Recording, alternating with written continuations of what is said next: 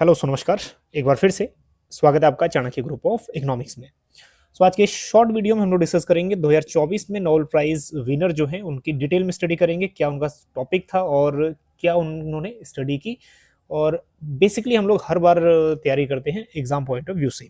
तो Nobel prize से यहाँ से एक क्वेश्चन बेसिकली अगर हम बात करें यूजीसी की, तो यूजीसी में एग्जाम में क्वेश्चन पूछ लेता है। दूसरी बात, दिसंबर के लिए आप तैयार कर लीजिए इसको, दिसंबर 2024 के लिए यहाँ से क्वेश्चन बन सकता है। अब सबसे पहली बात तो ये है कि इन इकोनॉमिस्ट के नेम याद रखने हैं और उनका जो टॉपिक था या फिर जो फील्ड था, जिस फील्ड में उन्होंने स्टडी की थी, वो याद रखना है। वो तो बेसिक चीज़ है। साथ साथ यहाँ से क्रोनोलॉजी बन जाती है और जो इंपॉर्टेंट क्रोनोलॉजी के क्वेश्चन बनते हैं वो भी थोड़ा सा हम लोग लास्ट में डिस्कस कर लेंगे कि फर्स्ट 5 to 10 या फिर लास्ट 5 to 10 जो नेम्स हैं वो आपको कैसे याद रखने हैं। चलिए आगे बढ़ते हैं। सबसे पहले हम लोग डिस्कस कर लेते हैं कि स्वेरिजिस रिक्स बैंक जो बैंक है स्वीडन का वहाँ पे जैसे हमारा आरबीआई है सेंट्रल बैंक, वैसे स्वीडन का स्वेरिजिस रिक्स बैंक है जो नोबेल प्राइज विनर को डिसाइड करता है या फिर नेम्स उनके डिसाइड करता है। तो इस बार 3 इकोनॉमिस्ट के नेम है। एक थे डेरेन एसमोग्लू, अब ये एमआईटी यूएसए के प्रोफेसर हैं, और दूसरा है साइमन जॉनसन, ये भी एमआईटी यूएसए के प्रोफेसर हैं, और एक जेम्स ए रॉबिन्सन और यूनिवर्सिटी ऑफ शिकागो के प्रोफेसर हैं। अब इनके नाम याद करने आपको बहुत इजी हो जाएंगे, स्मोगलू, जॉनसन और रॉबिन्सन। ठीक है, इसमें ज़्यादा कुछ बड़ा हमें लॉजिक नहीं यूज़ करना, वन टाइम में ही नाम याद रहेंगे क्योंकि ऑप्शन में तो रहेगा ही वहाँ पे। नेक्स्ट, किस स्टडी के लिए उनको ये नोबेल प्राइज मिला, ये क्वेश्चन यूजीसी में पूछ लेता है और पीजीटी एग्जाम के लिए भी आप तैयार कर लीजिएगा। For study of how institutions are form, बस इसी वर्ड को हम लोग बार बार स्टडी करेंगे आगे कि इंस्टीट्यूशंस है क्या। ठीक है, सेट ऑफ लॉज हैं जिसमें बहुत सारे लॉज, रेगुलेशंस या फिर इंसेंटिव्स वगैरह सब रहेंगे। Are formed and affect prosperity, तो ये इंस्टीट्यूशंस कैसे एक कंट्री के प्रोस्पेरिटी को अफेक्ट करती है, ये क्वेश्चन था। ठीक है, आगे बढ़ते हैं। अब यहाँ पे ये तो उनका मेन फील्ड था, मेन टॉपिक था। अब ये देखते हैं कि सबसे बड़ा क्वेश्चन क्या था जो उन्होंने सॉल्व किया। अब जो उन्होंने इस पूरी जो प्रॉब्लम है इसको सॉल्व करने के लिए मान के चलो कि 2 डिकेड लगा दिए। डिकेड कहने का मतलब ये है कि 20 साल तकरीबन। 2001 में इनकी पहली जो आर्टिकल था वो पब्लिश हुआ था, फिर 2012 में इनकी बुक पब्लिश हुई। तो मतलब कह सको कि 2 डिकेड इन्होंने पूरे यूज कर लिए अपने इन्हीं क्वेश्चनों के जवाब फाइंड आउट करने में। क्या क्वेश्चन थे? Why are some nations rich and other are poor, बिल्कुल परफेक्ट क्वेश्चन है कि कुछ गरीब और कुछ अमीर क्यों है, क्या रीजन रहा होगा। And why do some nation fails while others succeed in achieving prosperity, कुछ कंट्री को प्रोस्पेरिटी मिल गई और कुछ को नहीं मिली, क्या रीजन रहा होगा, ये भी क्वेश्चन वैलिड है। अब इस क्वेश्चन उनके लिए पजल बना हुआ था डिकेट्स से, मतलब 2 डिकेट तो मिनिमम इन्होंने स्टडी करी। अब इस स्टडी में साथ साथ और देखो क्या प्रॉब्लम आई, जो उन्होंने एक ही फैक्टर नहीं उठाया, उन्होंने पॉपुलेशन वगैरह, उन्होंने बहुत सारे फैक्टर्स की स्टडी की, जैसे बायोलॉजिकल से लेके ज्योग्राफिकल लोकेशंस की स्टडी की, फिर क्लाइमेटिक कंडीशंस उन्होंने चेक करी। ये सब चीज़ें ऐसी थी जो एक कंट्री की प्रोस्पेरिटी इस पर डिपेंड करती है, बायोलॉजी कंडीशन कैसी है या फिर ज्योग्राफिकल लोकेशन कैसी है या फिर क्लाइमेटिक कंडीशन इन्वायरमेंट वगैरह कैसा है। ठीक है, अब हम जिसको एक पूरा एक पैरामीटर मान लेते हैं ना हम लोग HDI में, बस वैसा ही। तो इसमें भी सभी उस टाइप के ही पैरामीटर इन्होंने यूज़ किए, biology, geographical location, climatic conditions वगैरह। ठीक, अब कुछ कंट्रीज में तो ये बहुत अच्छी थी और कुछ कंट्रीज में ये बहुत अच्छी नहीं थी। Now next, since many of the nations that were relatively poor today were not in the past, कुछ नेशन ऐसे हैं जो आज पुअर हैं, वो पहले पुअर नहीं थे, वो पहले रिच थे। अब ऐसा क्या हुआ? तो इसमें पूरा फैक्टर है टाइम पीरियड का। सो टाइम पीरियड इज कंसिडर्ड। अब उसी टाइम पीरियड में कुछ प्रोस्पेरियस हो गए और कुछ इकोनॉमी नीचे गिर गई। ठीक, सो yet the question itself remain relevant, जो एकेडमी ने नोट किए। अब इस एकेडमी ने या फिर कह लो जो नोबेल प्राइज प्रोवाइड कर रहा है उसने क्या नोट किया, mainly the richest 20% of the world countries, जो वर्ल्ड की 20% रिचेस्ट कंट्रीज हैं, उनकी जो टोटल एसेट्स है या फिर उनके पास जो इनकम है वो अराउंड 30 टाइम्स रिचर है वो नेशंस, और पूरे 20% नेशन से। तो जो टॉप 20% नेशन है उनके पास 30 गुना ज्यादा संपत्ति है या फिर ज्यादा असेट्स या फिर इनकम है या वो रिच है as compare to poorest 20% nation से। ठीक है, ये इन्होंने मेन जिस्ट फाइंड आउट किया। उसके बाद नेक्स्ट वो कहते हैं जो इनकम गैप है ये रिचेस्ट और पुअरेस्ट कंट्रीज के बीच में, ये परसिस्टेंट है, ये लगातार ऐसे ही है। ठीक है, टाइम टू टाइम ये चलता आ रहा है। So although the poorest countries have become richer, और उसमें कह रहा है कि कुछ पुअर कंट्रीज जो थी वो रिचर बन गई, बट फिर भी they are not catching up with the most prosperous, वो जो मोस्ट प्रोस्पेरियस नेशन है उनकी लिस्ट में शामिल नहीं हुई। कहता यही क्वेश्चन था, वाई, क्यों नहीं हुई। ठीक है, अब यही थे क्वेश्चंस। अब इन क्वेश्चंस के आंसर्स फाइंड आउट करने थे इस तीन मेंबर्स को, इन तीन मेंबर को जिनको नोबेल लॉरिएट्स हम लोग बोल रहे हैं अभी। सो इन्होंने क्या आंसर दिया इसका, अब इन्होंने क्या आंसर दिया। सो they have demonstrated the importance of societal institutions for countries prosperity। तो इन्होंने ये माना कि जो सोसाइटी में इंस्टीट्यूशंस हैं ये फॉर्म करती हैं प्रोस्पेरिटी। अब ये इंस्टीट्यूशंस हैं क्या, ये इंस्टीट्यूशन है ब्रॉड सेट ऑफ रूल्स, जिसमें रूल्स रेगुलेशंस हैं that govern the behaviour of individuals in the society और कंट्री। तो ये सेट ऑफ रूल्स कह लो, या फिर उसमें जो आपको गवर्नमेंट एक एटमोस्फेयर प्रोवाइड कर रहा है बिजनेस का, वो कह लो। अगर रिजिड होगा तो इकोनॉमी नीचे जाएगी, अगर वो बिल्कुल लिबरल पॉलिसी है, ठीक है, तो इकोनॉमी बूस्ट करेगी। So society with poor rules of laws and institutions, जहां पे पुअर रूल्स हैं, पुअर लॉज हैं, इंस्टीट्यूशंस हैं, वहां पे क्या होगा, एक्सप्लॉइट्स होगा पॉपुलेशन का। तो वो लोग लॉन्ग टर्म्स के लिए अपनी वेल्थ को जनरेट नहीं करेंगे, से डू नॉट जनरेट ग्रोथ और चेंज फॉर बेटर। ठीक है, जाहिर सी बात है उनको कोई इंसेंटिव ही नहीं है। अब इन्होंने क्या किया, इंस्टीट्यूशंस को दो भागों में डिवाइड किया, यही इसका मेन जिस्ट है, ये भी इसका मेन जिस्ट है।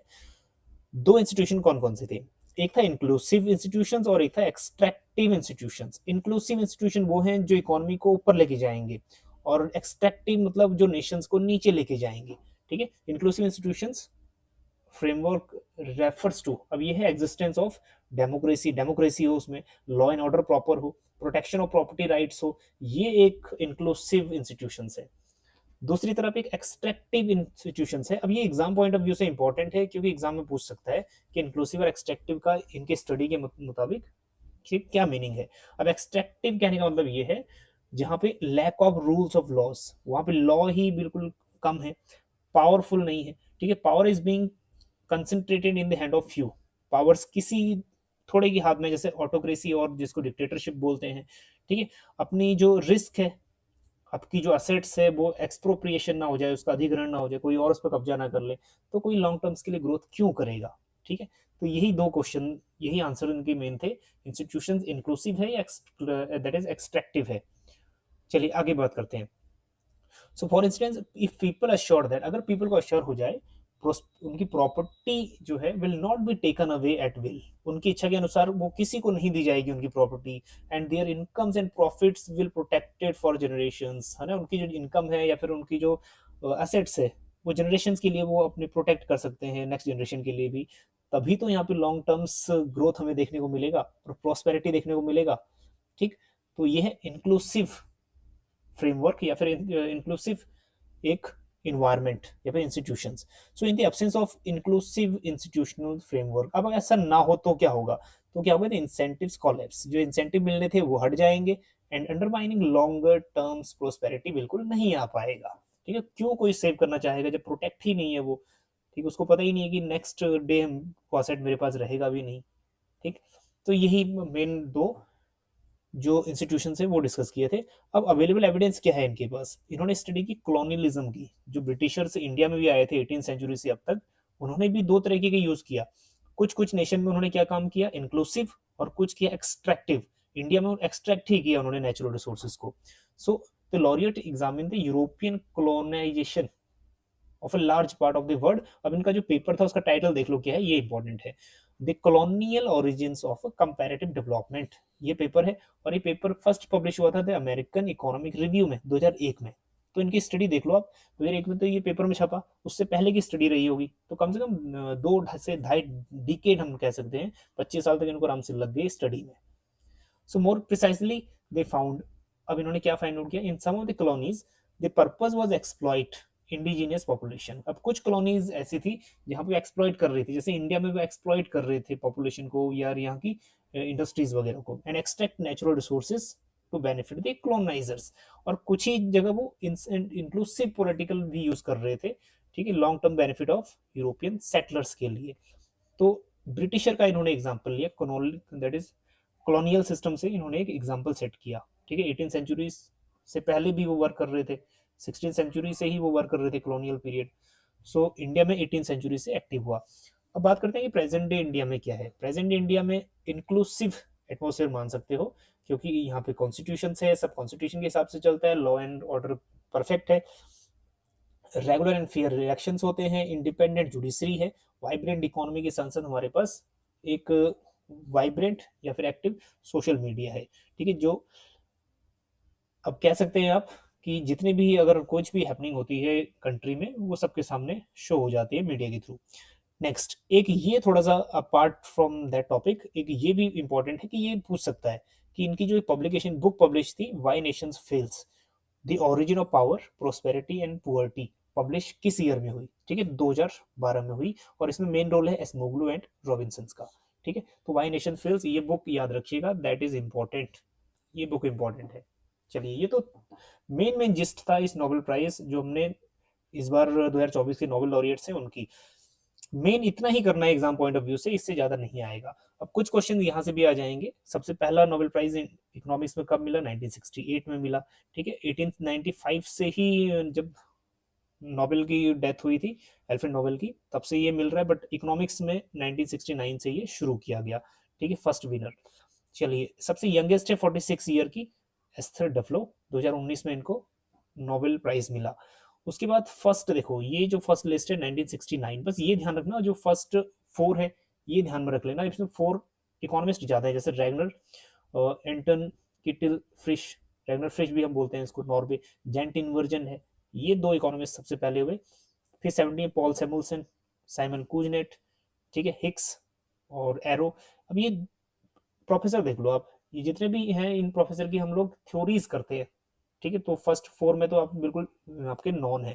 फिर उसके बीच का जो टाइम पीरियड है उसमें थोड़ा सा आप रफली इसको थोड़ा याद कर लीजिएगा। फिर 2010 के बाद वाली जो लिस्ट है इसको भी आप थोड़ा सा देख लीजिएगा। ठीक है, 2010 के बाद वाली लिस्ट। ठीक, और यहाँ से एक लेटेस्ट लिस्ट 2021 के बाद एक ये देख लीजिएगा 2021। ठीक है, 3 इकोनॉमिस्ट को मिला। फिर उसके बाद पीडीएफ डाउनलोड कर लीजिएगा, आपको टेलीग्राम चैनल पे ये मिल जाएगी, लिंक आपको डिस्क्रिप्शन में मिल जाएगा। 2022 में फिर 3 लॉरिएट्स को मिला। उसके बाद 2023 में, ठीक है, एक ही लॉरिएट्स को मिला, क्लॉडिया गोल्डन, ठीक है, नोबेल प्राइज। फिर उसके बाद 2024 में 3 इकोनॉमिस्ट को मिला। ठीक है, नाम याद रखिएगा, डेरन एसमोग्लू, साइमन जॉनसन और जेम्स रॉबिन्सन। ठीक है, तो इस टॉपिक में इतना ही, मिलते हैं आपको नेक्स्ट किसी एक रैंडम टॉपिक के साथ।